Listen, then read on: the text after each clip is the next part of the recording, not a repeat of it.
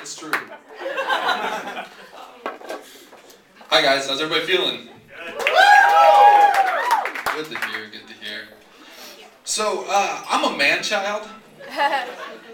Basically, you know, like on paper, I look like an adult. I do. I mean, like, I do the aging thing pretty well. I've done it successfully every year, you know, right till right now. I mean, you know, fingers crossed. But it's everything else I have a real problem with. You know, the responsibility, the punctuality, the buying of the slacks, you know, the paying of the bills. I am horrible at those things.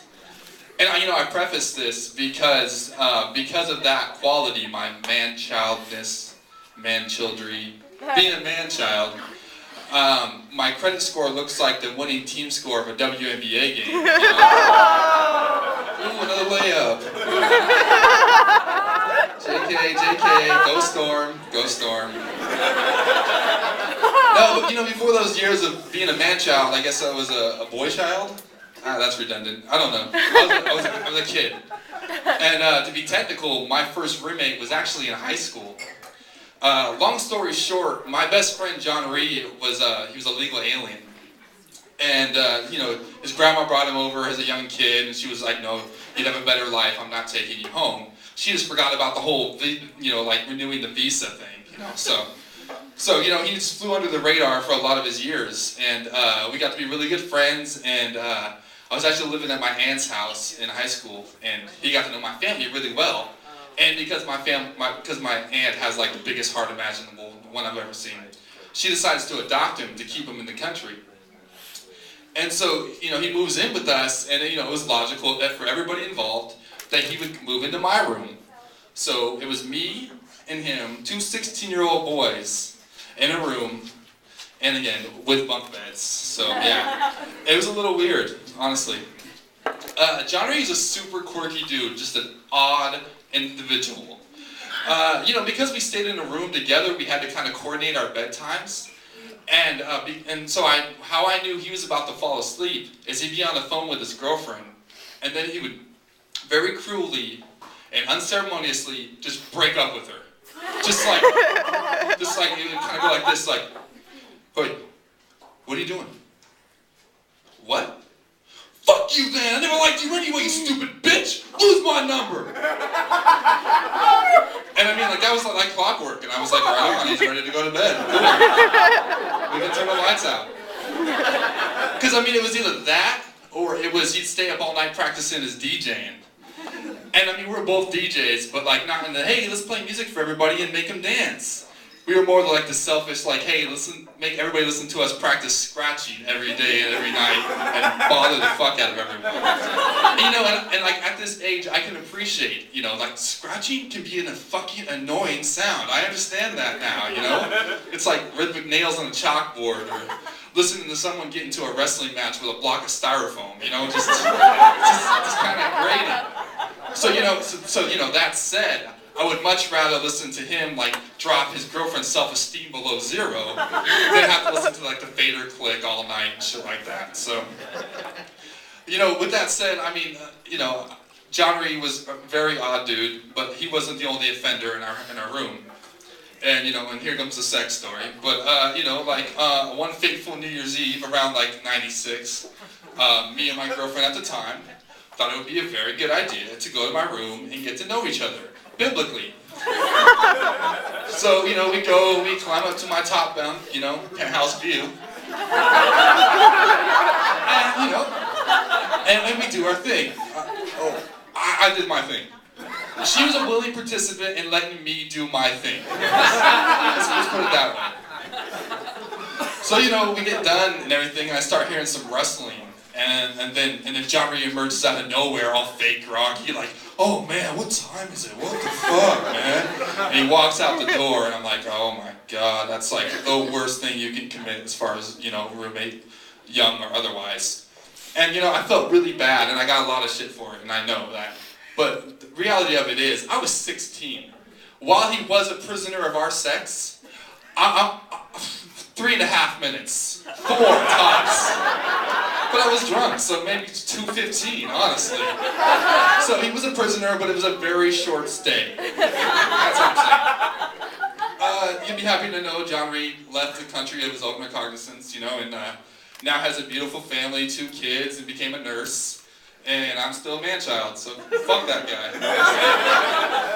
So from high school, you'll finish that, and go ahead and fast forward 10 years, I'm in college. And don't try to do the math. I took some me time, right? And college is all about roommates, and I had a lot of them. One in particular, we'll call him Jay, the letter J, not J-A-Y. Okay, let's just keep this, we'll just keep it quiet like that. And Jay was an interesting dude, actually.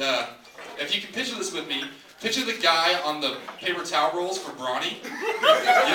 Like this crazy burly lumberjack with a big beard and the plaid shirt. And then picture that guy smoking a lot of weed, loving guns, and being a libertarian. So that was Jay in a nutshell, lumberjack, stoner, loved firearms, and laissez-faire governmental systems. That's pretty much Jay. One day, I'm sitting in the living room with some of my roommates, and Jake walks through the living room very purposefully, walks up to the door, puts on these very heavy-duty hiking boots, which wasn't uncommon for him, but reaches down and grabs the axe that we had sitting by the front door. Because we lived in Ellsberg and it was balls cold, we had to chop wood for fire. And I noticed he had a box of garbage bags in his hand as well. And I'm looking at my roommates is it Arbor Day? I really hope it's Arbor Day.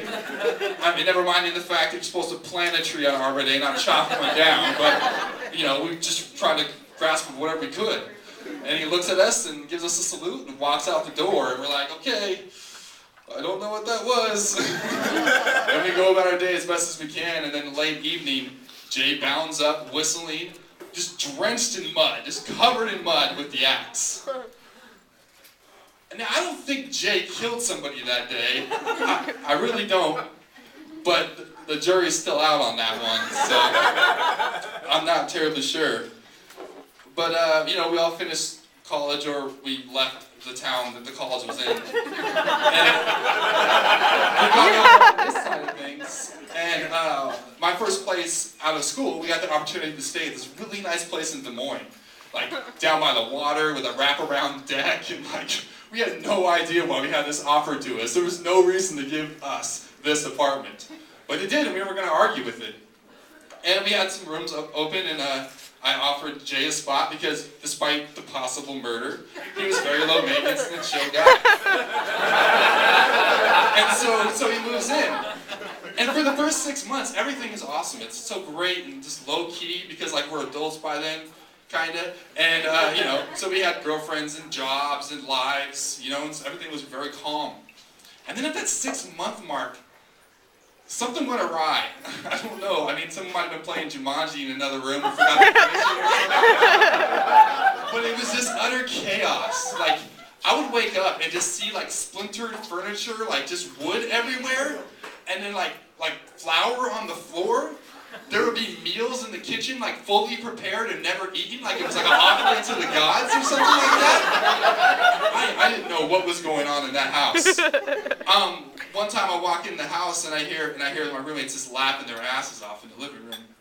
And I walk in and I see Jay and my other roommate, we'll call him M, Ike, and they're both so stoned. And I see Jay with his BB gun in his hand, his rifle, a Red Ryder BB gun, basically. And I noticed across from him in the fireplace there's this box with a target drawn on it. And I realized these dipshits were firing this gun in our house. Under our roof, a BB gun firing a gun. And by that point, I was, my what the fuck meter was off the charts. So I was right on, guys, maybe post a firing range schedule so we don't get caught in the crossfire, please. Appreciate it, thank you. But, we destroyed the place, by the way. It was bad. I've seen crack houses look better. I don't know what happened there. But, we moved out pretty amicably and everything. And at that point, I learned that if I was going to be a fucking man-child for the rest of my life, I needed to find a solid roommate. And so I did. my roommate Grant, who I've lived with for the last like 3 years, is just a solid dude. Despite a very unnerving obsession with Matt Damon or Jason Bourne, whichever one. It's weird. Like if I walk in the door and I don't see Matt Damon on the screen, I'm like, "What's wrong, dude? You okay? Did the Bourne Ultimatum Blu-ray DVD break? I hope not."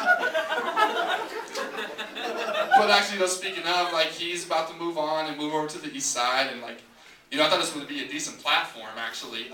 My lease is ending soon, and, kind of looking for a roommate. So, just put that out there, tall, lanky dude, aspiring to be an aspiring comedian. I just ask if you do move in with me, and you do murder someone, just don't tell me, okay? Just don't tell me anything.